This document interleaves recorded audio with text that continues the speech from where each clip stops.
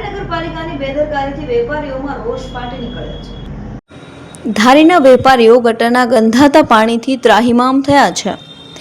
ધારી નગરપાલિકાની બેદરકારીથી વેપારીઓમાં રોષ ફાટી નીકળ્યો છે। મેઇન બજારમાં ગટરો ઉભરાતી નજરે પડે છે અને ગટરનું ગંદુ પાણી તો રોડ પર જાણે સ્થાયી થયું છે, પણ હવે તો ગંદુ પાણી દુકાનોની અંદર પણ ઘૂસવા લાગ્યું છે।